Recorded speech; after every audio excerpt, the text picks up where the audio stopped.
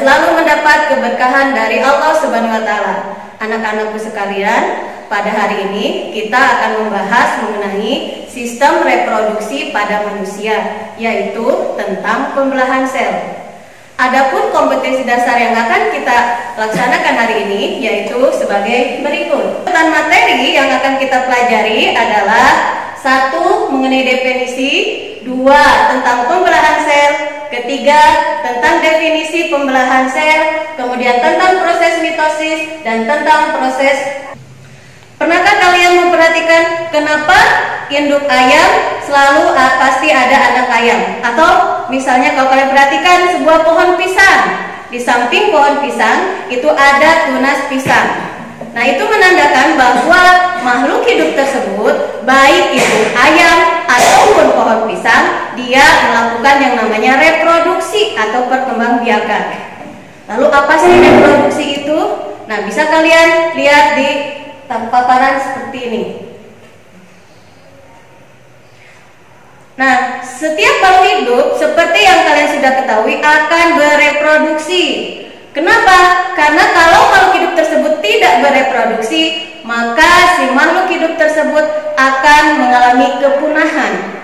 Sehingga kita tahu bahwa berarti reproduksi itu tujuannya adalah untuk melestarikan makhluk hidup supaya tidak mengalami kepunahan. Nah, sekarang kalian amati diri kalian sendiri. Waktu kecil, tubuh kalian mungkin baru tingginya 30 cm seperti ini. Dengan bertambahnya usia, tubuh kalian jadi tinggi, kemudian tambah lagi usia, tambah tinggi. Nah, kenapa bisa seperti itu? Itu karena tubuh kalian mengalami pembelahan sel, sehingga tubuh kalian mengalami yang namanya pertumbuhan. Sekarang kita akan bahas mengenai pembelahan sel. Apa itu pembelahan sel? Ini. Setelah akan mengalami pembelahan, apa sih tujuan pembelahan sel tersebut? Ada 3 tujuan pembelahan sel. 1. Untuk regenerasi atau perbaikan, 2.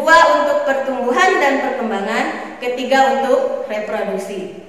Jadi kalian ingat bahwa pembelahan sel itu tujuannya ada 3. 1. Regenerasi atau perbaikan, kedua adalah untuk pertumbuhan dan perkembangan, ketiga adalah untuk reproduksi atau perkembangbiakan.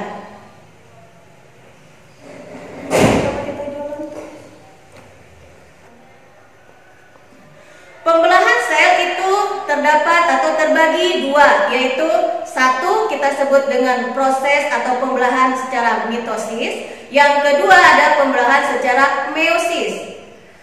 Apakah ada bedanya kedua pembelahan sel ini? Ada. Perlu kalian ketahui bahwa pembelahan sel mitosis itu terjadi pada sel-sel tubuh. Apa contohnya sel tubuh? Misalnya sel otot, ya, sel kulit, kemudian sel rambut. Itu adalah sel-sel tubuh.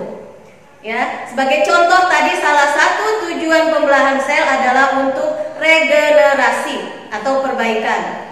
Jadi tadi bahwa kalau kalian luka, maka beberapa waktu berikutnya luka kalian tertutup. Nah, kenapa bisa tertutup? Karena di situ sel yang sebagai penyusun jaringan dia membelah sehingga lukanya tertutup. Ya. Yang kedua adalah pembelahan secara meiosis. Pembelahan ini terjadi pada sel gamet atau sel kelamin. Kalian tahu sel gamet atau kelamin itu juga ada 2, sel telur yang dihasilkan oleh induk betina dan sel sperma yang dihasilkan oleh induk jantan. Jadi kalian ingat, pembelahan sel ada 2, 1 mitosis yang terjadi di sel tubuh, kedua adalah meiosis yang terjadi di sel kelamin atau sel gamet. Nah, bagaimana pembelahan sel secara mitosis? Nah, lebih jelasnya bisa kalian saksikan video tentang proses pembelahan sel secara mitosis. Nah, tadi kalian sudah menyaksikan proses pembelahan sel secara mitosis. Sekarang kalian amati dan saksikan mengenai pembelahan sel secara meiosis. Jadi ini kode. Jadi, pembelajaran hari ini bisa kita simpulkan. Pertama, reproduksi itu adalah peristiwa atau upaya makhluk hidup untuk memperbanyak keturunan. Tujuannya adalah untuk melestarikan jenisnya supaya tidak mengalami kepunahan. Dalam bereproduksi itu terjadi peristiwa pembelahan sel. Pembelahan sel itu terdapat dua pembelahan sel, yaitu satu mitosis, yang kedua dan jangan lupa kerjakan soal-soal berikut ini. Assalamualaikum warahmatullahi wabarakatuh.